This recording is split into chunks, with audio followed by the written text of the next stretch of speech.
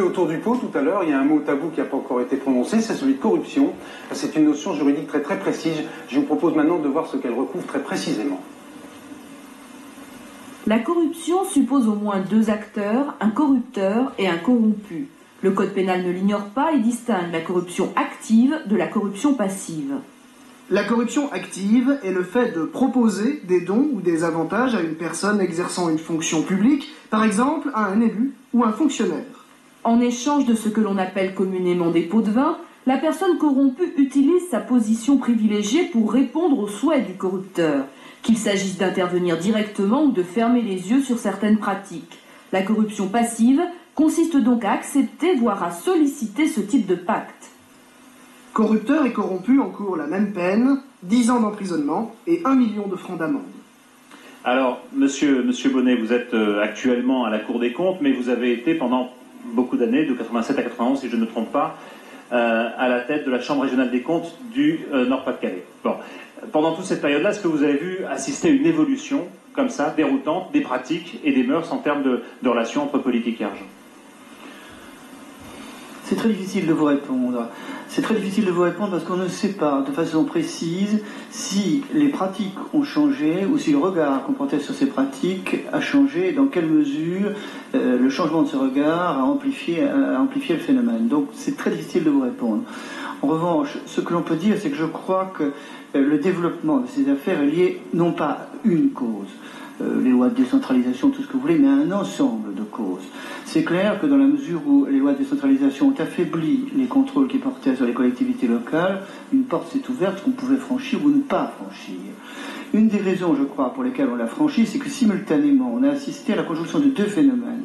D'une part, les affaires privées, les affaires qui se traitent entre personnes privées devenaient difficiles. La conjoncture se rétrécissait et les débouchés pour les entreprises dans ce domaine-là se rétrécissaient. Simultanément, les marchés publics des collectivités locales connaissaient au contraire une explosion liée d'une part au transfert de compétences que l'État faisait vers les collectivités locales et d'autre part à la nécessité pour les élus locaux de développer les équipements collectifs de la commune. Mais vous, dans vos contrôles, vous avez été amené à constater de plus en plus de faits délictueux? De faits délictueux, peu, très peu. De faits irréguliers, beaucoup. Et qu'est-ce qui se passe alors quand vous constatez un fait que vous appelez irrégulier? D'abord, on ne sait pas très bien ce que c'est. Si, c'est la violation de la loi. C'est l'infraction de la loi? Oui. Quand même, donc c'est sanctionnable peut-être? Toute violation de la loi n'est pas un délit. D'accord. Donc, qu'est-ce qui se passe? Alors, vous pouvez intervenir, vous pouvez actionner l'action publique, les parquets, vous pouvez poursuivre des gens? Non, poursuivre personne. De deux choses l'une. Ou les faits que l'on a constatés d'où paraissent susceptibles d'être des délits réprimés par le code pénal. Dans ce cas, nous avons l'obligation de transmettre au parquet judiciaire qui ensuite entame les poursuites dans des conditions ordinaires. Alors, monsieur Thiel, vous avez été l'un des premiers juges en France dont on a parlé, puisque vous avez été l'un des premiers à impliquer un élu local dans une affaire de corruption, même si la procédure, si je m'abuse, n'est pas allée au bout, a été annulée pour vice de forme. Elle est toujours en cours à Paris. Elle est toujours en cours à Paris. Elle commence à prendre quelques anciennetés. Alors, comment ça se passe déjà? Un élu, quand il arrive dans votre bureau, quand vous lui faites ce genre de reproche, quelle est son attitude? Est-ce qu'il prêche la bonne foi? Est-ce qu'il se rend compte qu'effectivement il a usé de pratiques qui n'étaient pas tout à fait respectables? Non, mais monsieur Duquesne, le problème n'est pas exactement là, car un élu est un homme comme un autre. J'ai indiqué que cette procédure était toujours en cours, et ce que j'ai pu apprendre sur les hommes à l'occasion de l'exercice de mon activité professionnelle, ce n'est pas ici que je vais les dévoiler, ni ailleurs. Je voudrais simplement dire sur les différentes questions qui ont été évoquées jusqu'à présent à cette table où je suis un peu le candide, puisqu'il y a beaucoup de représentants de la classe politique et beaucoup de chefs d'entreprise ou d'administration financière, que je suis quand même un peu étonné par un certain nombre de choses qui ont été avancées. Il s'agit de faire le procès de personne, je ne suis pas là pour proposer quoi que ce soit, ce n'est pas le rôle de la justice. La justice, par définition, travaille sur le passé, sur des infractions avérées ou susceptibles d'avoir été commises. Après, au vu du travail de la justice, il appartient à la classe politique, aux chefs d'entreprise, d'en tirer un certain nombre. Qu'est-ce qui vous choque? Mais mes étonnements sont peut-être de la naïveté, mais j'entends dire depuis le début, mais ce n'est pas la première fois, eh bien, avant 1990, il n'y avait pas de loi. Ah oui, il n'y avait pas de loi sur le financement des activités politiques. Mais il y avait quand même Je n'aurais pas la cruauté de poser la question de savoir qui pouvait faire cette loi, et c'est vrai que la classe politique dans son ensemble s'est accommodée. Mais il y avait quand même d'autres lois sur la corruption, sur les abus de biens sociaux, sur les recettes d'abus de biens sociaux. C'est pour ça que je parlais de naïveté. Est-ce que vous avez l'impression que les élus ont été tout à coup surpris d'avoir à répondre devant un juge de pratiques qu'ils considèrent peut-être comme normales? Bien écoutez, lorsque la justice n'occupe pas le terrain, il est vrai que la peur du gendarme, ça existe quand même un petit peu quelque part, et que des leçons ont manifestement été tirées. Je ne sais pas si elles seront suffisantes, mais effectivement, la justice a investi des domaines, qui étaient pourtant des domaines pénaux, qu'elle avait complètement laissés de côté, faute sans doute de formation suffisante des magistrats. Et je crois qu'un corps évolue lentement, il prend une certaine... Et que les magistrats tout à coup se sont réveillés? Non, ils ne se sont pas réveillés, parce que je ne sais pas si nos prédécesseurs étaient spécialement endormis. Je crois qu'il y avait une question de culture, mais le problème en termes de magistrature, c'est toujours le problème. Là aussi, j'étais naïf en entrant, mais cela fait bien longtemps dans la magistrature. Je pensais qu'il y avait les magistrats qui travaillaient et ceux qui travaillaient un peu moins, comme dans tout corps. Je constate qu'aujourd'hui, notamment dans la présentation de M. Mazur, bon, il y a les magistrats qui font du zèle. On connaît cela maintenant. Le magistrat fait du zèle. Il y avait un point on y viendra un peu plus tard dans le débat, mais Michel Leclerc, est-ce que de voir que comme ça, la justice pouvait avoir son mot à dire sur ce genre de pratique, est-ce que ça vous a freiné? Est-ce que ça vous a fait réfléchir? Non, mais M. Tick pourrait vous dire que pendant très longtemps, nous avons prêché dans le désert, ce qui ne nous donne pas un certificat de virginité, mais ça fait très longtemps que tout le monde, presse, médias, politique, connaît la situation de notre secteur, mais tout le monde s'en est accommodé. Et ce qui a fait cette réflexion, ce qui fait aussi votre émission et qui est bienvenue, c'est la succession des affaires. Parce que la peur des gendarmes vous prêchez, mais vous pratiquez aussi. Le moins possible. Moi, je suis discounter, le moins cher ça me coûte, mais objectivement, il ne faut pas raconter d'histoire. On est sur un marché qui, depuis 30 ans, s'octroie à coup d'arguments financiers à défaut d'avoir des arguments rationnels. Tant que le législateur, c'est tant de francs le mètre carré, à défaut d'avoir du législateur, à défaut d'avoir des gens, une règle de droit qui vous disent là vous avez le droit, là vous n'avez pas le droit de vous implanter, et bien comme vous ne le savez pas, vous commencez par le lobbying, ça commence par l'offre d'aller au théâtre avec Madame Baudin, je ne connaissais pas ça, mais... Dans ce face-à-face avec les élus locaux, régionaux, etc. Pas où ça s'arrête. Qui corrompt qui dans cette histoire? C'est vous qui... Non, moi je vous réponds très simplement, moi je ne me sens pas coupable. Je vais vous dire, c'est dans l'objet social de ma société que de me battre pour sortir une entreprise. Et puis vous savez, moi je suis là, je suis relativement bien dans ma peau, et il y a quelques raisons à ça. Mais prenez le chef d'entreprise, et malgré tout ce que disait monsieur tout à l'heure, le patron de PME, le maçon, le maître d'œuvre, qui dépend d'un marché public, même d'une petite municipalité.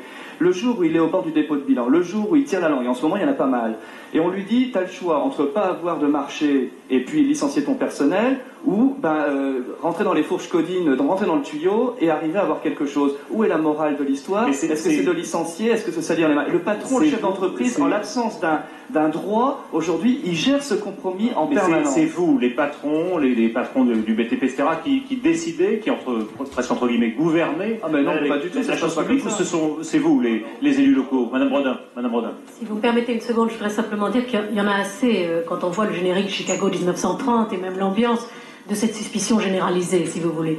Je crois qu'il faut quand même revenir à la réalité, puisqu'on parle aux Français, on parle bien sûr, il y a des exceptions, il y a des affaires judiciaires qui sont en cours, mais il faut arrêter de dénigrer les élus, et notamment les maires, les élus locaux. Je crois que pour eux, sinon, la solution, ça va être de ne plus rien faire. Ça va être l'immobilisme. Parce qu'aujourd'hui, si vous voulez avoir la paix, vous ne prenez plus une initiative dans votre commune. Et un des problèmes qu'on a, c'est que les maires, il faut le savoir, n'ont pas les moyens de regarder et de contrôler l'ensemble de leur marché et de leur délégation de services publics. Alors il y a les maires de mauvaise foi, donc ceux-là on n'en parle pas puisqu'ils veulent, mais les maires de bonne foi, ils n'ont pas l'aide nécessaire. Et une des solutions proposées par le rapport Seguin est bien, c'est d'aider les maires à pouvoir choisir et passer leur marché. Je voudrais dire qu'il faut aujourd'hui, excusez-nous, pour l'avenir... Entre les hommes politiques et les chefs d'entreprise, du point de vue de la décision, il faut réhabiliter la fonction publique entre le politique et l'entreprise. Madame Brodin a raison, il faut couper les ponts financièrement, mais dans la décision aussi. À partir du moment où Madame Brodin vous dit « je ne peux pas avoir à connaître tout le... » Il faut des gens qui instruisent entre le politique et l'entreprise, et ça passe par une réhabilitation de la fonction publique. Une force d'expertise auprès des maires, une assistance pour les aider. Juste une chose, je crois qu'aujourd'hui, le débat nous permet de dire non au lien entre l'entreprise et les politiques. C'est formidable, je veux dire, pour l'avenir, parce que ça va complètement assainir le climat. Je crois bien sûr qu'on va porter très longtemps les affaires du passé, parce que l'effet judiciaire fait tout est avec retard. Mais il faut bien voir que pour notre génération qui a envie d'essayer de retrouver un peu de sens à la politique, c'est très important de pouvoir rompre définitivement ce lien. Je crois Bruno, qu'on va voir un petit peu. Nous reprenons le débat dans un instant. Simplement, est-ce que les Français sont d'accord avec ce que vous dites depuis le début de cette émission? Je me tourne pour cela vers Nathalie Saint-Cric qui suit nos questions au Minitel. Oui, bien tout d'abord, on a un certain nombre de témoignages d'élus ayant fait l'objet de propositions de chefs d'entreprise ou à l'inverse d'autres témoignages de chefs d'entreprise sollicités par des élus locaux, ce qu'un téléspectateur appelle la petite corruption de tous les jours. Un commentaire également, une distinction qui est faite très majoritairement entre l'enrichissement personnel et le financement des partis, avec bien sûr une plus grande mansuétude pour ces derniers. Enfin, des questions assez précises. Pourquoi n'y a-t-il pas des incompatibilités plus sévères entre les mandats électifs ou les fonctions ministérielles et le secteur privé? Autre question, pourquoi ne limite-t-on pas dans le temps l'exercice de certains mandats locaux pour éviter, je cite, que ne se créent des réseaux au cours du temps, réseaux qui fonctionnent lors de l'attribution des marchés publics?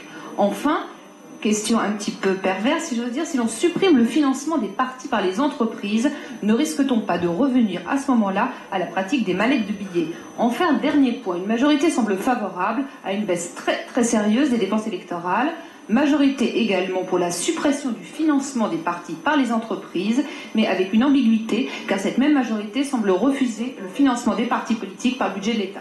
Alors il y a beaucoup de choses dans ces questions. Une petite réponse brève, des réponses brèves si vous voulez bien. Oui, un mot. Je crois que la vraie question, c'est aussi de proposer, et à travers l'attente des gens, on voit très bien qu'ils refusent le lien entreprise-parti politique, nous sommes tous d'accord.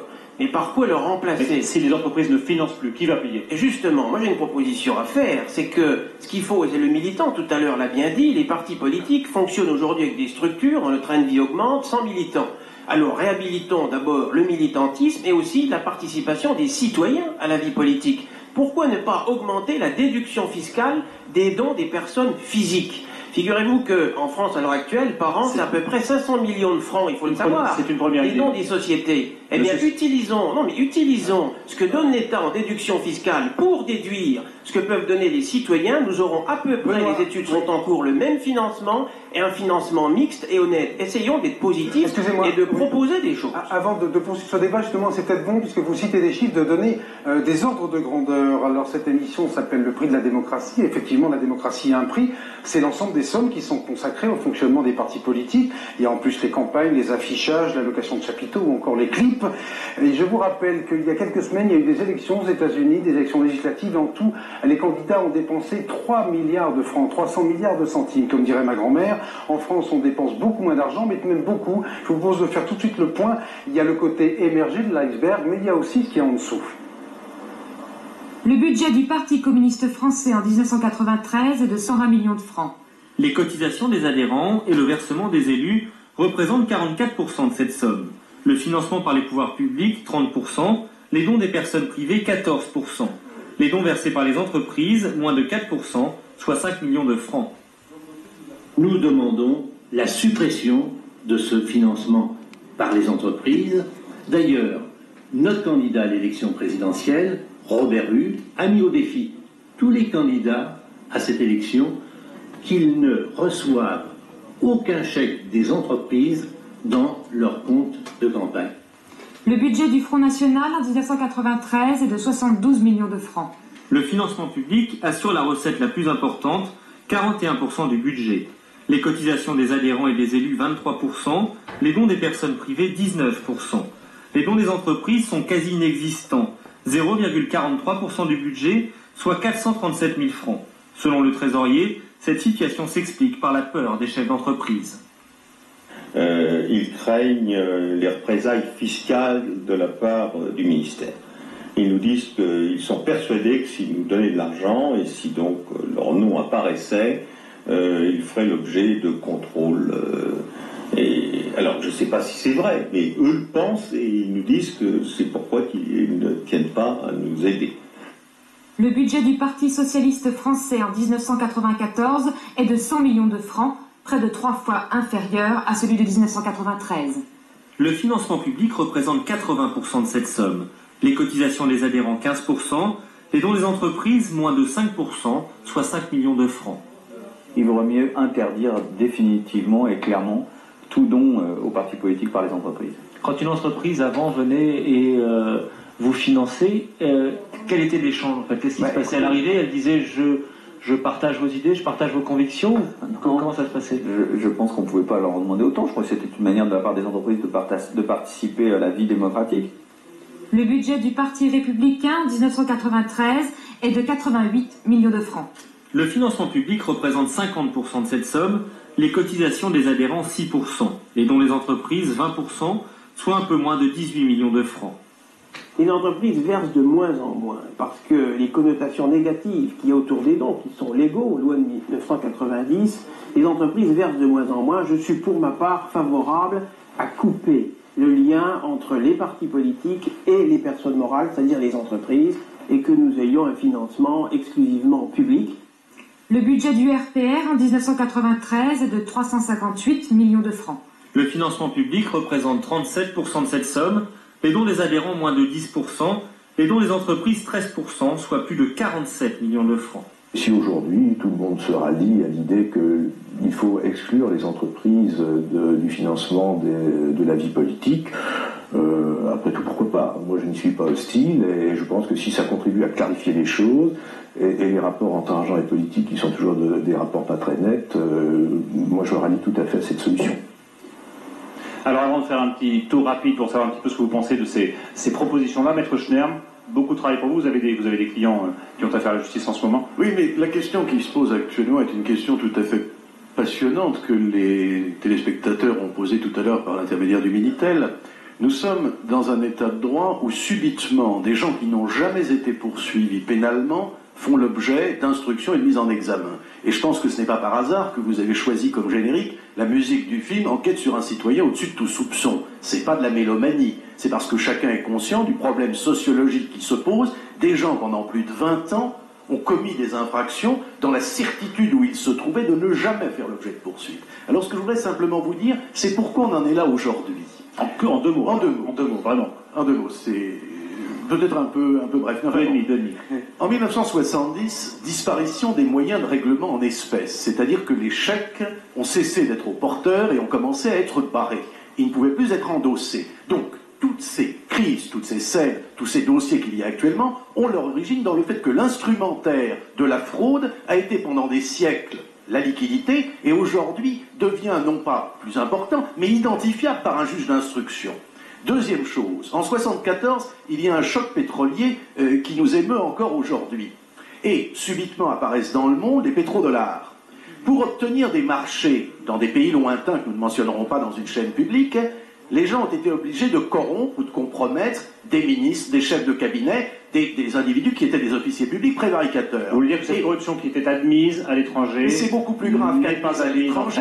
La France l'a considérée comme légale, puisqu'on permettait aux entreprises de déduire fiscalement le produit de la corruption. Et que faisait le ministère des Finances sous deux régimes politiques? Celui de Valéry Giscard d'Estaing et celui de François Mitterrand. Que faisait le ministère des Finances? Il vérifiait si on était en présence d'un malhonnête abus des biens sociaux ou d'une honnête corruption.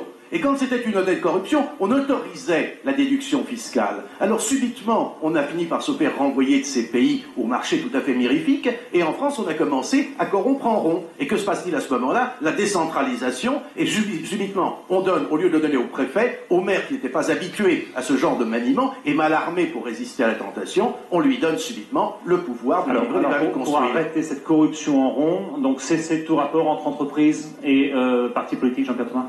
Oui, je crois qu'aujourd'hui tout le monde est d'accord et c'est une avancée. Mais il faut substituer un autre système parce qu'il ne faut pas nationaliser la vie politique et rendre les partis ou surtout les candidats prisonniers de l'État. Ce que vous avez déjà dit tout à l'heure. Et avoir un financement aussi, oui, parce est-ce que vous avez l'impression, comme le disait Mme Brodin tout à l'heure, que bien les affaires continuent, enfin les affaires judiciaires continuent à poursuivre les politiques encore quelques années? Est-ce que vous, par exemple, vous avez l'impression d'avoir à répondre un jour à la justice? Je suis trésorier du Parti républicain. Heureusement ou malheureusement, je répondrai aux questions de l'injustice. Mais ce qui m'intéresse, moi, député à 37 ans, c'est de voir la démocratie aujourd'hui et demain. Parce que les Français qui nous écoutent, c'est pas la première fois qu'on leur dit on va faire une loi. Et moi, je souhaite qu'on ne légifère pas pour 6 mois, mais enfin pour 20 ans. Et c'est ce qui m'intéresse aujourd'hui. Le passé est le passé. On paiera les pots cassés du passé. La classe politique, vous êtes prêt à les payer? Vous pensez que c'est nécessaire aujourd'hui de payer ces pots cassés, d'effacer les arrobages? La classe politique aujourd'hui paie déjà les pots cassés. Regardez l'image qu'ont les élus dans l'opinion publique. Et ça, c'est dommage. Nous décourageons beaucoup d'élus locaux, beaucoup d'élus honnêtes qui font ce qu'ils peuvent dans leurs communes, dans leurs conseils généraux. Et ça, c'est déjà, croyez-moi, très grave. est très important. Et je crois que notre devoir à nous, c'est de mettre en place un système qui permet de financer non seulement les partis qui peuvent faire des économies, je vous le dis comme je le pense, mais aussi les campagnes, pour que ce ne soient pas les campagnes des plus riches, mais les campagnes de tout le monde. Et Merci. ça passe par un financement mixte, État et citoyen. Merci Jean-Pierre Thévenin. Merci, nous allons parler de toute façon dans quelques minutes avec nos invités politiques de tous ces problèmes. Je vous propose maintenant de retrouver les invités de Paul Nahon sur le rôle joué par les journalistes et par les juges. Les pratiques illégales ou délictueuses ne datent pas d'aujourd'hui. Peut-être que dans le passé, les juges étaient moins courageux, ou la presse un peu plus complaisante avec les notables.